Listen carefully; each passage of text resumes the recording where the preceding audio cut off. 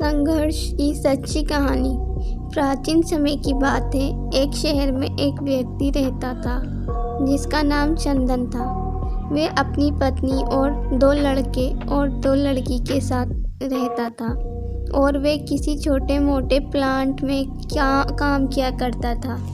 चंदन और उसकी पत्नी खुशी खुशी अपना जीवन व्यतीत कर रहे थे। समय का चक्र बीत रहा था और उनके लड़का लड़की बड़े होते जा रहे थे। जब उसकी बेटी कक्षा 5 में पढ़ रही थी तभी एक दिन जब वे लड़की सीढ़ी से नीचे उतर रही थी तभी पीछे से किसी लड़की से धक्का लगने पर वे सीढ़ी से नीचे गिर गई, जिसके कारण उसके पैर में चोट आ गई। जब लड़की घर पर लंगड़ाते हुए आई तो उसके पिता ने पूछा क्या हुआ। तभी लड़की ने उन्हें पूरी बात बताई। पिता ने और उसने अपनी बेटी से कहा कि इसे गर्म पानी से सेक लो, ठीक हो जाएगा। कुछ दिन बीतने के बाद लड़की का पैर फूलने लगा और उसे चलने में दिक्कत होने लगी।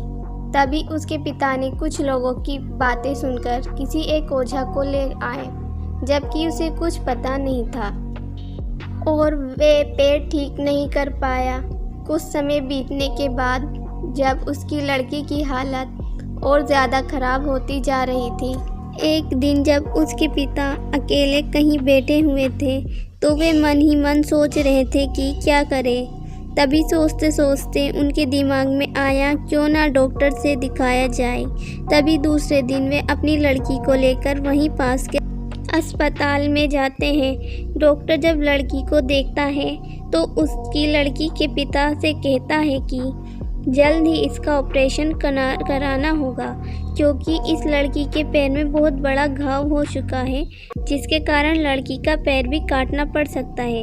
पिता डॉक्टर से पूछता है कि ऑपरेशन में कितने पैसे लगेंगे। तभी डॉक्टर कहता है 40,000 लगेंगे। पिता घबरा जाता है, लेकिन पैसे की तलाश में इधर से उधर जाने लगता है। इधर उधर भाग दौड़ करने के बाद पैसे की व्यवस्था कर लेता है और लड़की का ऑपरेशन हो जाता है।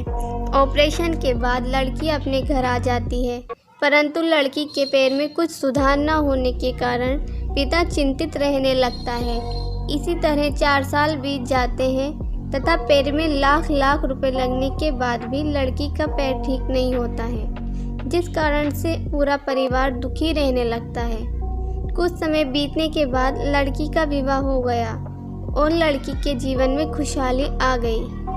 पिता सोचता है कि अब सब कुछ ठीक हो गया है, संघर्ष का दौर खत्म हो गया, परंतु किस्मत को कुछ और ही मंजूर था। एक दिन जब वे बाजार जा रहा था तभी पीछे से किसी ट्रक के द्वारा उसका एक्सीडेंट हो गया, जिसके कारण उसके सर में गंभीर चोट आई। चंदन 1 महीने तक बिस्तर पर ही रहा।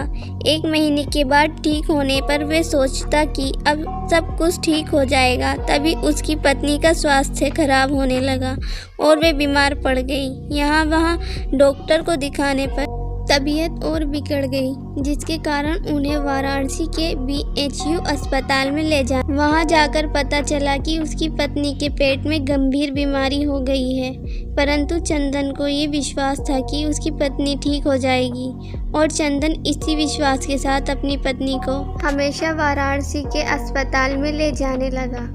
कुछ समय बीतने के बाद पत्नी की तबीयत में सुधार आने लगा। चंदन सोचा कि अब सब कुछ ठीक हो जाएगा।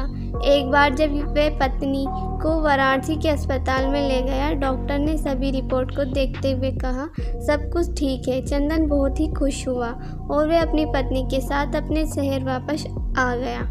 अगली सुबह सब ठीक था। चंदन का बड़ा और छोटा बेटा दोनों स्कूल चले गए थे और चंदन अपने काम पर चला गया। बड़ा बेटा स्कूल में सोच रहा था कि चलकर माँ से कुछ बात करेंगे। तभी 11 बजे उसका मित्र आता है और कहता है कि चलो तुम्हारी माँ की तबीयत खराब हो गई है। बड़ा बेटा दौड़ता हुआ अपने घर की तरफ आता है। तब तक बहुत देर हो गई होती है। उसकी माँ की मृत्यु हो चुकी होती है। बेटा माँ को देखते ही फूट फूट कर रोने लगता है और वे अपनी माँ का अंतिम संस्कार करता है। 1 साल तक पूरा परिवार दुखी ही रहता है। कुछ समय बीतने के बाद दुखों के बादल हट जाते हैं और चंदन अपने लड़का और लड़की के साथ सुख में जीवन बिताने लगता है। आज उसका परिवार खुशी खुशी जीवन जी रहा है। दोस्तों, जीवन में सुख और दुख दिन और रात की तरह होते हैं, जो कभी स्थायी नहीं रहते। इसलिए दुख के समय में कभी हिम्मत नहीं हारना चाहिए तथा सुख के समय कभी अहंकार नहीं करना चाहिए। इसलिए कहा गया है, संघर्ष के बाद ही फल मिलता है।